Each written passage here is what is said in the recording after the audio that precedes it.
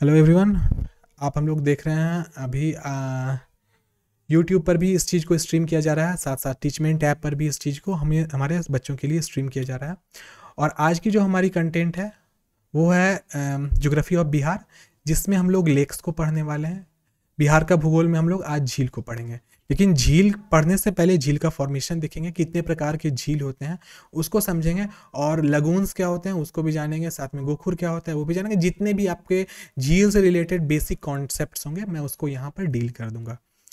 और जिन बच्चों को इसका नोट्स चाहिए होगा वो नोट्स हमारे व्हाट्सएप वाले ग्रुप से भी ले सकते हैं। साथ साथ में वीडियो के डिस्क्रिप्शन में आपको नोट्स का लिंक कुछ दिन में अवेलेबल हो जाएगा, आप वहाँ से भी द सेम कंटेंट आप डाउनलोड कर पाइएगा। तो चलिए बच्चों, हम लोग कंटेंट को शुरू करते हैं। देखिए, सबसे पहले यहाँ पर आप देख सकते हैं अलग अलग प्रकार का है झील। झील का फॉर्मेशन का तरीका मैं उसको बताता हूँ। बच्चे का क्वेश्चन आ रहा है यहाँ पर, क्या है, मेरे पास बिहार स्पेशल का कोई नोट्स नहीं है, आपके पास हो तो सेंड कीजिएगा। ठीक है, आप व्हाट्सएप पे मुझे मैसेज करना, मैं आपको बता दूंगा, क्योंकि मेरे पास नोट्स खुद नहीं है।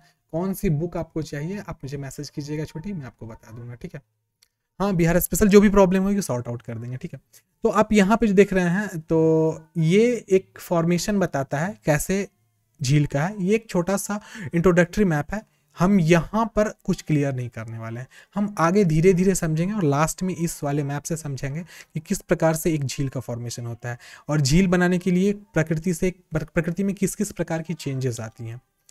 तो चलो हम लोग शुरू करते हैं बच्चों। ये हमारी बिहार ज्योग्राफी की 7th क्लास है। 7th क्लास होने के साथ साथ the same content will be streamed everywhere on nix the tricks YouTube channel as well as Teachmint app. नीचे हमारे सोशल कनेक्ट्स हैं, फेसबुक, इंस्टाग्राम, ट्विटर, जो भी है आप जहाँ पे भी चाहो कनेक्ट हो सकते हो। वीडियो के डिस्क्रिप्शन में आपको सारे लिंक्स अवेलेबल मिलेंगे। देखिए, सबसे पहले हम लोग देखते हैं बच्चों टाइप्स ऑफ लेक, झील के प्रकार क्या होते हैं। तो झील हमारे पूरे के पूरे प्रकृति का एक बहुत बड़ा इकोसिस्टम माना जाता है। क्योंकि इकोसिस्टम माने जाने के पीछे कारण क्या है, देखो, सबसे बड़ा वर्ल्ड का इकोसिस्टम तो समंदर होता है, लेकिन समंदर के बाद समंदर में कुछ कंडीशंस होती हैं, जो चीज़ हमारे जो मीठे पानी का झील होता है उसमें वो चीज़ वेरी करती हैं। तो मीठे पानी का जितने भी झील होता है वो देखा जाए तो कंपैरिजन में देखा जाए तो समंदर इतना ज़्यादा तो वर्सेटाइल नहीं होता है, फिर भी ये इकोसिस्टम ज़्यादा महत्वपूर्ण रहता है। देखते हैं सबसे पहले झील कितने प्रकार के होते हैं। तो यहाँ पे जितने भी मैप्स देख रहे हो, छोटे छोटे आपको मैप्स दिखेंगे, ये झील के विभिन्न प्रकार हैं। सबसे पहले हम लोग बात करेंगे ऑक्सबो झील का। नाम से ही बच्चों देख सकते हैं, ऑक्स मतलब बैल होता है, और बो मतलब क्या होता है, दैट्स मीन आप इसको देखोगे ऑक्सबो झील हम शॉर्ट में आपको बताते चलते हैं, बाद में फिर उसको हम डिफाइन करके देखेंगे। देखो क्या होता है बच्चों कि अगर एक नदी है जो आगे की ओर बह रही है, इस नदी को बहते बहते क्या हुआ कि एक जगह थोड़ा सा क्या आया, तो थोड़ा सा साइड आया, मतलब साइड मतलब इंक्लिनेशन आया। इंक्लिनेशन मतलब होता है झुकाव। तो किसी जगह पे अगर थोड़ा सा झुकाव आएगा, किस चीज़ का, तो जगह का झुकाव, तो क्या होगा, नदी अपना थोड़ा सा रास्ता धीरे से बदलेगी। फिर उसके बाद क्या होगा, फिर वो नदी, देखो नदी तो ऑलरेडी आगे बढ़ते वाली चीज़ है, तो वो धीरे धीरे फिर बढ़ करके क्या होगा, कोई ना कोई जगह पे वो धीरे फिर वो सिमिलरली आगे की ओर फ्लो करते चली जाएगी। तो ये हमारी नदी है जो कि फ्लो की थी। अब क्या होगा, it will take a time of 200 करें 20 ईयर्स 30 ईयर्स। देखो मिनिमम ऑक्सबो झील बनने में कम से कम 20 ईयर्स का टाइम लगता है, और मैक्सिमम ये कुछ भी हो सकता है, 50 60 70 भी हो सकता है। लेकिन सबसे पहला स्टेज क्या होगा ऑक्सबो बनने के लिए, कि ये झील ये झील कह रहा हूँ, ये नदी थोड़ी सी कर्व लेगी, और कर्व लेने के बाद वो पहले जिस रूप में बहते हुए आ रही थी उसी रूप में वो फ्लो करने लगेगी। एंड आफ्टर टाइम, मतलब 10 साल या 20 साल गुजर जाने के बाद क्या होगा, ये झील, ये नदी जो है वो सीधे बहेगी। उसके बाद क्या होगा, ये धीरे धीरे ये जो पार्ट हमारा कर्व है, ये कर्व क्या होगा, ऐसे तो आपको कर्व दिखेगा, चलो ठीक है, ये कर्व तक सही था।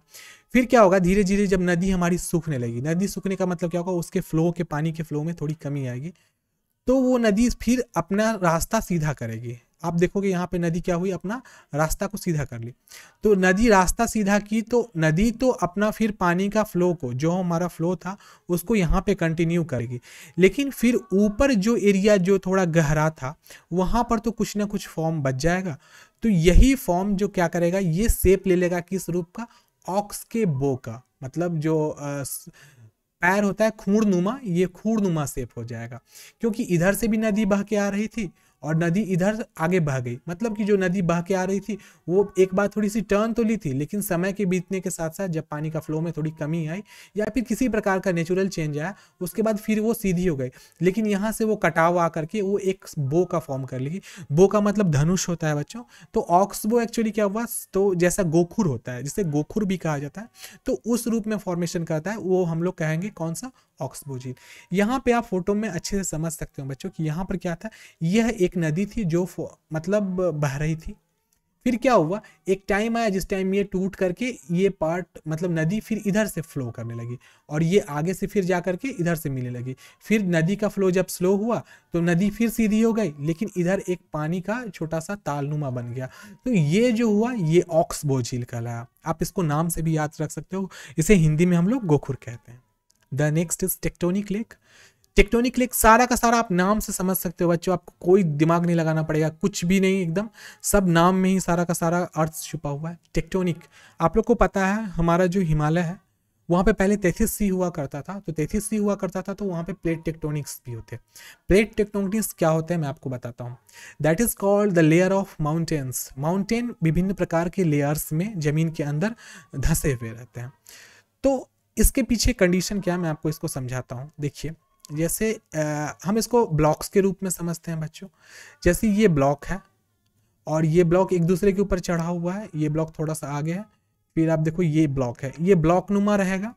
ये ब्लॉक्स विभिन्न अलग अलग प्रकार के ब्लॉक्स जो आप देख सकते हो यहाँ पर। चलो मैं यहाँ जो बता रहा हूँ आपको फोटो से ही मैं आपको बता देता हूँ। देखिए यहाँ पे अलग ब्लॉक्स हैं, सारे के सारे ब्लॉक्स क्या एक दूसरे से सटे हुए हैं। और आपको पता होना चाहिए धरती के अंदर में जितने भी टेक्टोनिक्स प्लेट होते हैं वो थोड़ा थोड़ा एक दूसरे से कोलाइड करते रहते हैं, जस्ट बिकॉज कि हमारी पृथ्वी रोटेट कर रही है, साथ में रिवॉल्यूशन और रोटेशन दोनों होता है हमारी पृथ्वी में। तो वो क्या होता है, जितने भी प्लेट टेक्टोनिक्स होते हैं वो एक दूसरे में कोलाइड करते हैं। तो वो कोलाइड से क्या होता है, प्लेट जिसको हम लोग इसको हम लोग क्या एक वर्ड है बहुत अच्छा सा, इससे कहते हैं, हिंदी का वर्ड मुझे नहीं पता है, कोई विवर्तनी करके होता है उसका। तो वो एक दूसरे से कोलाइड करता है तो क्या होता है, इसके कारण जो माउंटेन्स होते हैं वो कभी ऊपर कभी नीचे भी चले जाते हैं। इसका बहुत बड़ा उदाहरण हमारा माउंट एवरेस्ट है, जिसकी ऊंचाई हर 10 साल पे थोड़ी ना थोड़ी इंक्रीज करती है, इंचेस में या एमएम में वो थोड़ी थोड़ी बढ़ रही है। ये पीछे कारण क्या है, तो प्लेट टेक्टोनिक्स जो है हमारा वो धीरे धीरे एक दूसरे से कोलाइड कर रहा है और वो कोलिजन क्या कर रहा है, वो धंसता जा रहा है। एक्चुअली क्या है मैं बता देता हूँ, जो हमारा इंडियन प्लेट है ना, इंडियन प्लेट वो यूरेशियन प्लेट के अंदर धंसा हुआ है। मैं आपको बता देता हूँ, देखो ये सब चीज़ थोड़ा सा डिटेल में आपको समझ में आएगा। देखो ये हमारा इंडियन प्लेट है और हमारा ये यूरेशियन प्लेट है। तो यूरेशियन प्लेट इंडियन प्लेट में ना धंसता जा रहा है, तो इस पे ही हमारा माउंट एवरेस्ट है बच्चों। माउंट एवरेस्ट क्या है, ये धीरे धीरे देखो ये नीचे में अगर प्रेशर लगाते जाएगा तो ये क्या होगा ना, तो आप लोग फिजिक्स में पढ़े हो ना, लोड इफोर्ट एंड फॉल्क्रम, तो वही यहाँ पे कंडीशन है। तो ये अंदर की ओर धंसाते जा रहा है, तो यूरेशियन प्लेट धीरे धीरे ना ऊपर की ओर खिसकते जा रही है। ये प्लेट विवर्तन थ्योरी के अंतर्गत आता है। और इसमें क्या हुआ है, व्हेन द टाइम हैज पास, समय जैसे जैसे बीता है तो यूरेशियन प्लेट एक्चुअली बड़ा है, लेकिन इंडियन प्लेट जो उसके अंदर धंसता हुआ जा रहा है ना, तो इसके कारण हमारे एरिया में, हम जिस एरिया में रहते हैं बिहार के, वहाँ पे भूकंप भी आते हैं। और जो हमारा नेपाल है वो पूरे के पूरे उसी इंडियन प्लेट के जस्ट कॉर्नर पे है, तो भूकंप आता है तो सबसे ज़्यादा प्रभाव हमारे नेपाल के लोगों को पड़ता है। इसके पीछे सिर्फ एक ही कारण है, वो है यूरेशियन प्लेट का इंडियन प्लेट के अंदर में धंसता हुआ जाना। ठीक है, तो यहाँ पर क्या है, टेक्टोनिक लेक बनता कैसे है, आप इसको ध्यान से देखना।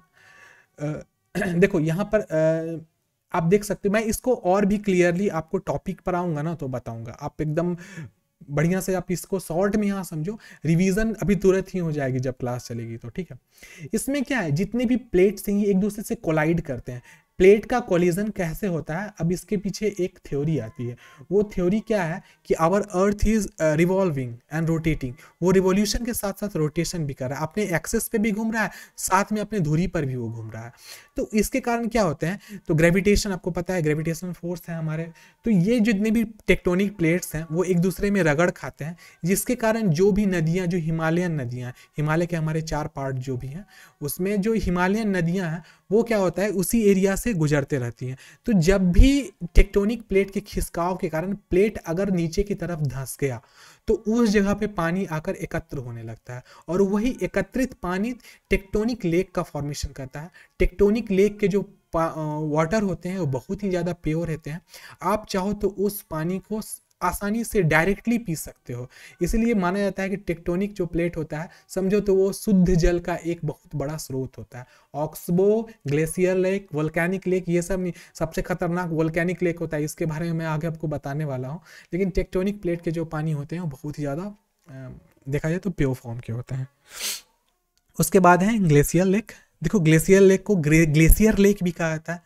ग्लेशियर आप लोग को पता होगा, जो भी हमारे बगल में हिमालय है, हिमालय पे क्या होता है, जब बर्फ का ठंड का समय आता है तो वहाँ पर जितनी भी नदियाँ हैं वो सब क्या होती हैं, जम जाती हैं, और वो ग्लेशियर का फॉर्मेशन करती है। देखो, हम अपने पास वाला इसलिए बच्चों आपको बता रहे हैं, वैसे ग्लेशियर तो पूरी दुनिया में हर जगह है जहाँ जहाँ ठंडा प्रदेश है, लेकिन हम अपने पास वाला इसलिए बता रहे हैं क्योंकि बिहार का यहाँ पे चल रहा है। तो बिहार का जब पढ़ा रहे हैं तो बिहार की चीज़ों को ज़्यादा हम आपको बेहतरीन तरीके से क्लियर करें तो आपके लिए अच्छा रहता है। तो ग्लेशियर लेक बच्चों कैसे फॉर्म करता है कि जैसे कि जो विंटर का टाइम आता है, मतलब जाड़े का टाइम, उस टाइम में जितनी भी बर्फ़ होती हैं वहाँ पे जम जाती हैं, और उसके कारण हमारा जो ये तराई एरिया है हिमालय का, वहाँ पे ठंडा भी अच्छे तरीके से बढ़ जाता है। तो उसके कारण क्या होता है, सारी की सारी नदियाँ वहाँ पे जम जाती हैं, और जमने के कारण क्या होता है, देखो पहाड़ी एरिया है, तो पहाड़ी एरिया में जब पानी जमेगा तो वो एक क्या करेगा, वहाँ पर टेक्टोनिक थ्योरी के साथ साथ में ग्लेशियर का फॉर्मेशन भी होता है। तो जितने भी टेक्टोनिक प्लेट्स में आपने देखा है प्लेट का खिसकाव होता है, तो यहाँ पर भी जो पहाड़ी एरिया, यहाँ पे भी क्या होता है, धीरे से एक धंसाव बन जाता है, और वही धंसाव देखोगे, ये पतली पतली धारियाँ जो देख रहे हैं, ये पानी का प्रभाव को एक जगह पे एकत्रित करने लगता है, और इसी कारण से ग्लेशियर से जो पिघला हुआ पानी होता है वो एक कुंड रूपी जगह में आकर के अवस्थित हो जाता है, और वो फॉर्मेशन कराता है हमें किस चीज़ का, तो ग्लेशियर लेक का। तो कुछ ज़्यादा नहीं है खास, बस एक बार आप समझ लोगे तो फ्यूचर में कभी प्रॉब्लम नहीं होगी। नेक्स्ट हमारा बच्चों ज्वालामुखी। तो ज्वालामुखी देखो, वो हमारे हिंदुस्तान में सिर्फ ज्वालामुखी मुझे जहाँ तक याद है तो द्वीप जो अंडमान निकोबार द्वीप है वहीं पे है, और कहीं शायद नहीं है मुझे जहाँ तक पता है। लेकिन जो भी ऐसे कंट्री हैं जैसे यूरोपियन कंट्री वगैरह में कुछ जगह पे आपको वोल्केनिक लेक आपको मिल सकते हैं। वोल्केनिक लेक वहाँ बनते हैं जहाँ पे ज्वालामुखी एक टाइम में जब वो जलता रहता है। मैं आपको बताता हूँ इस चीज़ को मैप के जरिए बच्चों। देखिए ज्वालामुखी क्या होता है, मैं आपको ज्वालामुखी का फॉर्मेशन, देखो हर चीज़ का एक फॉर्मेशन का कंडीशन होता है। देखो पृथ्वी के अंदर में मैग्मास है, और मैग्मा आपको पता होता है, मैग्मा क्या होता है, this is molten part of our earth crust. Earth के अंदर में जो क्रस्ट होती है वो बहुत ज़्यादा टेम्परेचर बढ़ जाने के कारण क्या होता है, मेल्ट कर जाती है, मोल्टेन कह रहा हूँ, मेल्ट कर जाती हैं, और मेल्ट करके वो फॉर्म करती हैं किस चीज़ का, लावा का। तो लावा एक्चुअली गोल गोल मतलब ये मैं गोल करके आपको बता रहा हूँ। वो क्या होता है, जिस टाइम में वो प्रेशर जब जो हमारा इंटरनली जब टेम्परेचर बहुत ज़्यादा अर्थ के अंदर क्रस्ट में बढ़ जाता है, तो वो क्या होता है, धीरे धीरे ऊपर के लावा को गर्म करने लगता है। और एक टाइम आपको पता होगा, जब भी कोई चीज़ गर्म होती है तो वो क्या होती है, कॉन्ट्रैक्ट नहीं होती है, वो एक्सपेंड करती है। तो एक समय ऐसा आता है जब ज्वालामुखी पहले तो धुआं देते रहता है जब वो जीवित अवस्था में होता है, फिर जिस टाइम में मैग्मा बहुत ज़्यादा टेम्परेचर अपना ले लेता है। एक नॉर्मल सी थ्योरी बता रहा हूँ, इसको और डिटेल में पढ़ना होगा तो हम लोग भविष्य में पढ़ेंगे बच्चों, लेकिन अभी हम लोग को शॉर्ट में ज़्यादा कुछ नहीं समझना। तो वो मैग्मा एक टाइम में बहुत ज़्यादा यहाँ पे टेम्परेचर बढ़ जाने के कारण इसमें से पायरोप्लास्टिक का भाव होता है। पायरोप्लास्टिक क्या होता है, तो जब मैग्मा मतलब धमाके के साथ में ज्वालामुखी से बाहर की ओर निकलता है तो पायरोप्लास्टिक के रूप में, पायरोप्लास्टिक उसका नाम है बच्चों, उसको हिंदी में क्या कहते हैं मुझे अभी याद नहीं है, वो पायरोप्लास्टिक के रूप में हमारे वोल्केनो के अंदर से निकलता है, और आसपास की जो भी जगह होती है वहाँ पे वो जलता हुआ लावा आगे की ओर बढ़ता है। लेकिन एक बात है, पृथ्वी हर जगह जहाँ पे वोल्केनो को इरप्ट करती है, मतलब उसको फोड़ती है, उस जगह पे अगर मैग्मा पूरा का पूरा एक्सप्लोजन में बाहर निकल जाए तो 100 साल 200 साल के बाद ये जगह धीरे धीरे ठंडी पड़ने लगती है, और ठंडी पड़ते पड़ते ये जगह एक समय में देखा जाए तो हरा भरा हो जाता है। क्योंकि आप देख सकते हो, आप ये एक कटोरी नुमा पेटी बन चुकी है यहाँ पर, और इसमें एक कटोरा बन गया है जिसमें क्या हुआ है कि समय जो बारिश वगैरह की पानी होती है वो धीरे धीरे आकर के हर तरफ से कलेक्ट होते गए हैं, लेकिन निकलने का कोई जगह नहीं बना है, इसीलिए ये वोल्केनिक लेक का रूप धारण कर लिया है। लेकिन यह जो वोल्केनिक लेक को आप देख रहे हो, ये अभी से 200 साल पहले या 100 साल, 200 साल, 300 साल पहले वो क्या था, तो एक जागृत मतलब जगा हुआ ज्वालामुखी था, जो कि अपने उम्र के साथ साथ एक समय में खत्म हो गया और वो लास्ट में वोल्केनिक लेक का फॉर्मेशन कर दिया। तो आशा करता हूँ आपको सब कुछ यहाँ तक समझ में अच्छे से आ गई होगी। नेक्स्ट बच्चों हम लोग देखते हैं ओएसिस। What is oasis? चलो मैं एक क्वेश्चन आप लोग से पूछता हूँ, आप लोग को ये क्वेश्चन पता ही होगा। ओके, आप लोग मृगमरीचिका का नाम सुने हैं? कितने बच्चे सुने हैं बताओ तो? मृगमरीचिका का सुने हैं नीतीश आप? जी सर। Okay, very good. और कोई बच्चे हैं हमारे क्लास के जिनको मृगमरीचिका पता हो? मैं आपको एक उदाहरण भी दूंगा। ये रेगिस्तान में होता है ये, और रोड पे भी हो सकता है, हाँ सड़क एकदम पे। सही है। देखो सबसे पहली बात तो रेगिस्तान में होता है मृगमरीचिका। मृगमरीचिका एक प्रकार का टोटल इंटरनल रिफ्लेक्शन, मतलब कि पूर्णतः अंतर जो आवर्तन होता है लाइट का उसके ऊपर डिपेंड करता है। जो हम लोग पढ़े होंगे incident ray equal to reflected ray, तो वहाँ पे ऐसी प्रॉब्लम आती है। अब मैं बताता हूँ इस चीज़ को, आप अगर रेगिस्तान में नहीं देख सकते हो तो अपने एरिया में कैसे देखो। तो देखो ये होने के पीछे कुछ कंडीशन होता है। सबसे पहला गर्मी का दिन होना चाहिए, साथ में जहाँ पे मृगमरीचिका दिखेगा आपको वहाँ पे एक पेड़ का होना अनिवार्य है। साथ में क्या होगा, आप गर्मी के दिन में अगर आप गाड़ी से चले जा रहे हो, ये आपकी गाड़ी है, और अगर गाड़ी से आप चले जा रहे हो कहीं से एक जगह से दूसरे जगह, तो जहाँ पर छाया बनेगा, इस पेड़ का जिस जगह पे छाया बनेगा उस जगह पे आपको दूर से मतलब 1 किलोमीटर दूर से ही दिखेगा कि यहाँ पर पानी है, और आप फील करोगे ऐसा कि वो सड़क पे ना वहाँ पे पानी बह रहा है। तो ये एक प्रकार का आई इल्यूजन होता है जो समंदर रेगिस्तान में बहुत ही आसानी से देखा जाता है, और जितने भी जानवर होते हैं उसी पानी की तलाश करते करते उनको जो मति भ्रम होता है उसके कारण उनकी जान भी चली जाती है। तो हम लोग पढ़े लिखे इंसान हैं, इसलिए हमें पता रहता है कि मृगमरीचिका कोई चीज़ होती है। उसको इंग्लिश में शायद मिराज कहते हैं, और जो समंदर में होता है उसको लूमिंग कहते हैं। मृगमरीचिका दो प्रकार का होता है, एक समंदर वाला और एक स्थल वाला, आप इसको याद रखिएगा। तो चलिए हम लोग ओएसिस को देख रहे थे। ओएसिस होता क्या है? तो ओएसिस का फॉर्मेशन उस जगह पे होता है जहाँ पे रेगिस्तान में आपको पेड़ पौधे मिलेंगे। तो जहाँ पे पेड़ पौधे, वैसे बात दरअसल ये है कि ओएसिस रेगिस्तान में होने वाले बारिश का एकत्रित जल एक जगह पे इकट्ठा हो जाता है, बालू वाले ही जगह पे, जहाँ पर छोटे छोटे पेड़ वगैरह भी समय के साथ उग जाते हैं, क्योंकि ये प्राकृतिक रूप से एक तरीके से बैलेंस होने लगता है। तो ओएसिस, आप इस चीज़ के बारे में, ओएसिस के बारे में इतना बस जान लीजिए कि ये आपको रेगिस्तानी एरिया में ही मिलेगा, और ओएसिस हमारे राजस्थान के में भी आपको मिल सकता है। राजस्थान का भी एक जगह है जो कोटा है, आप जानते हो, वो एक ओएसिस का उदाहरण है, लेकिन वहाँ लोग रहने लगे हैं इसलिए हम उसे ओएसिस नहीं कह सकते हैं। ओएसिस में वैसे कोई रहता वगैरह नहीं है। अगर इजिप्ट में आप जाइएगा तो अगर कोई पुरानी मूवी देखोगे जैसे द मम्मी वगैरह, तो उसमें आपको ओएसिस का बहुत बड़ा उदाहरण मिल जाएगा, जहाँ पे जितने भी योद्धा वगैरह होते थे एक जगह पे वेट करते थे, वहाँ पे अगले जगह जाने की तैयारी जब वो करते रहते थे। तो फिल्म वगैरह में इस चीज़ को देख सकते हो। The last is artificial lake. देखो ये सब तो प्रकृति के बने हुए, ऑक्सबो, टेक्टोनिक, हिमनद, ज्वालामुखीय झील और सातद्वल, जिसको हम लोग ओएसिस कहते हैं, और ये वाला मैनमेड होता है। मैनमेड लेक बनाने के पीछे थोड़ा सा दिमाग लगाना पड़ता है मनुष्य को भी।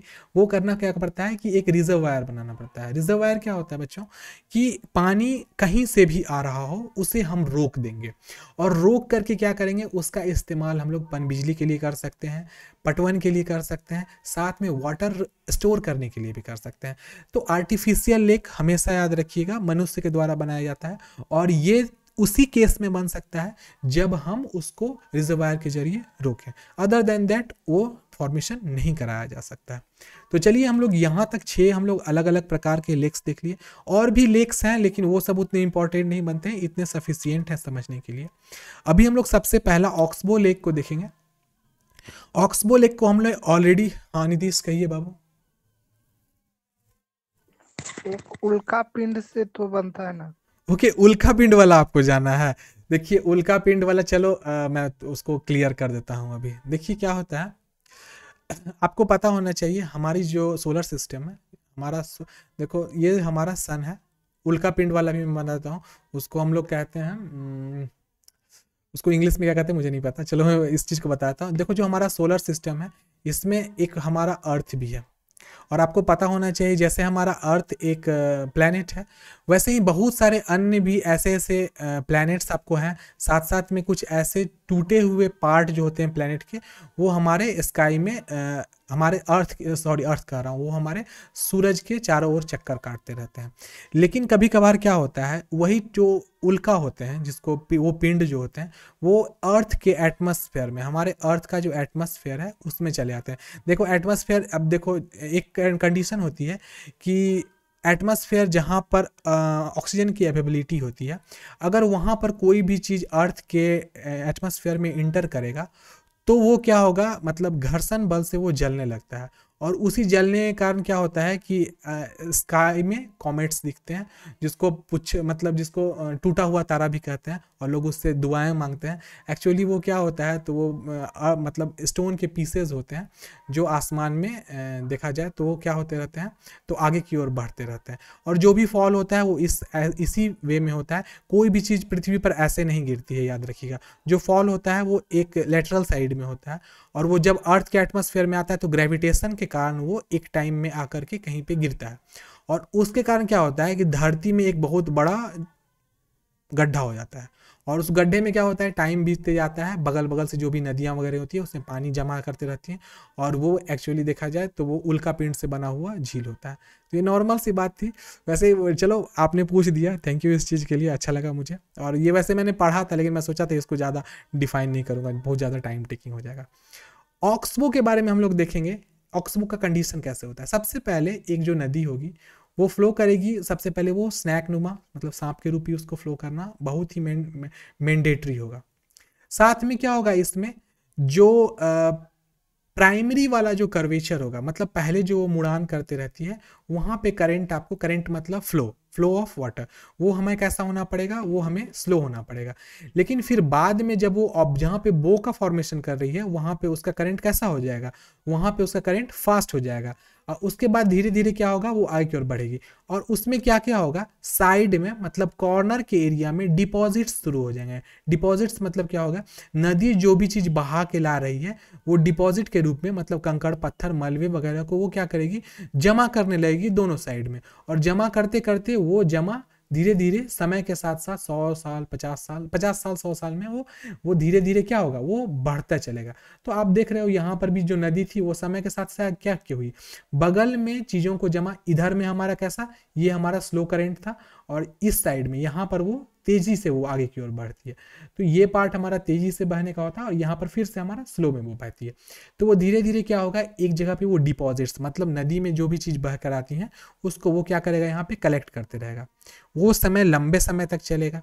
फिर क्या होगा, आप देखोगे फिर धीरे धीरे एक समय ऐसा आएगा कि यहाँ पे इरोजन का मतलब होगा यहाँ पे धीरे धीरे टूटना शुरू हो जाएगा। और वो टूटते टूटते क्या होगा, एक टाइम में आकर के सामने, मतलब जो फ्लो था पास्ट में, उसी फ्लो में आगे की ओर बहने भी लगेगी, साथ में एक रिंग के नुमा में भी वो पानी को फ्लो करने लगेगी।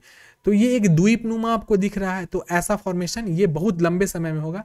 फिर उसके बाद क्या होगा, जब नदियाँ शायद थोड़ी थोड़ी सूखने लगेंगी या फिर उसमें पानी का फ्लो कम होगा, तो वह वहाँ से क्या करेगा, खुद को अलग कर लेगा, मतलब वो बो को अलग कर लेगा, ऑक्सबो को। और उसके बाद जो ब्लॉक होगा, ये जगह पे जो डिपॉजिट्स होंगे, देखो अब बच्चों यहाँ पे डिपॉजिट था ना, वो डिपॉजिट धीरे धीरे इस एरिया में जम जाएगा, दोनों साइड का डिपॉजिट जम जाएगा। और उसके बाद सामान्य रूप से नदी आगे की ओर बह चलेगी, और यहाँ पे फॉर्मेशन हो जाएगा हमारा किस चीज़ का, तो ऑक्सबो का होगा। इसके बारे में थोड़ा डिफिनेशन भी है, उसको देखिएगा। An oxbow lake start out as a curve और मेंडर इन अ रिवर। तो नदी में इसका जो फॉर्मेशन होता है वो किस रूप में होता है, एक वक्र या मेंडर के रूप में इस चीज की शुरुआत होती है। A lake forms as the river finds different shorter course. जैसे ही एक नदी अलग छोटा रास्ता खोजती है, देखो यहाँ पर क्या हुआ, नदी एक अलग छोटा रास्ता खोजी तो वो आगे क्या बना दी, एक छोटा सा झील बना दी उसमें। उसके बाद है oxbow usually form flat low lying plains closely where the river empties into another body of water. तो मेंढर नदी के किनारे एक बैल की झील, बैल की झील मतलब क्या हुआ, गोखुर, बैल की झील जो यहाँ पे कहा गया है इसको आप समझना गोखुर, गोखुर बन जाता है।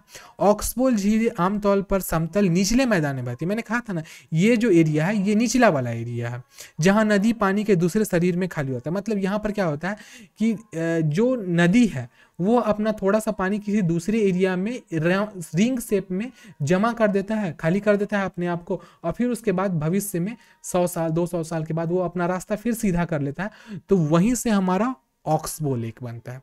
तो ऑक्सबो लेक अगर आपको समझ में आ गया तो बताना मुझे, क्या यहाँ तक समझने में कोई किसी को प्रॉब्लम है? और अगर प्रॉब्लम नहीं है तो प्लीज़ मुझे बताइए आप लोग जी, यहाँ तक समझें आप इस चीज़ को ठीक से?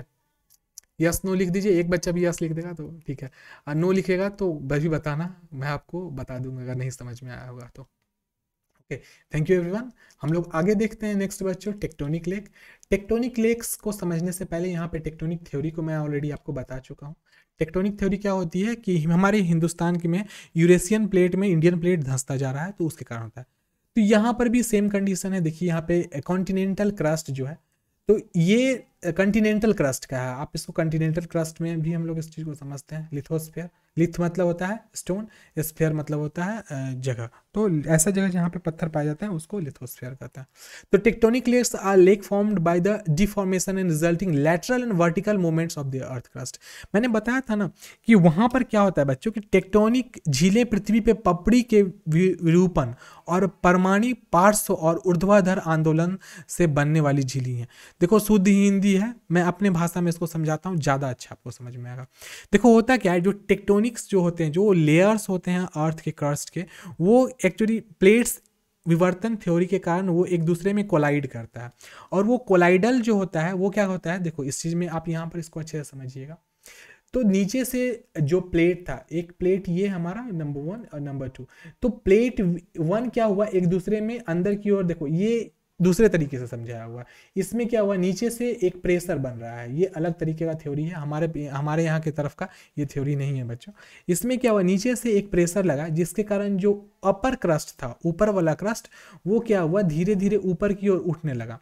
तो उसके बाद बना यहाँ पर क्या, तो धीरे धीरे रिफ्ट वैली का फॉर्मेशन हुआ। रिफ्ट मतलब सीढ़ी नुमा जो वैली होती है उसके धीरे धीरे फॉर्मेशन होने लगी। तो रिफ्ट वैली जब बनता है तो आसपास में जितने भी नदियाँ होती हैं या फिर झरने होते हैं या कैस्केड्स होते हैं, वो अपने पानी को धीरे धीरे समय समय से इसमें जमा करने लगती है।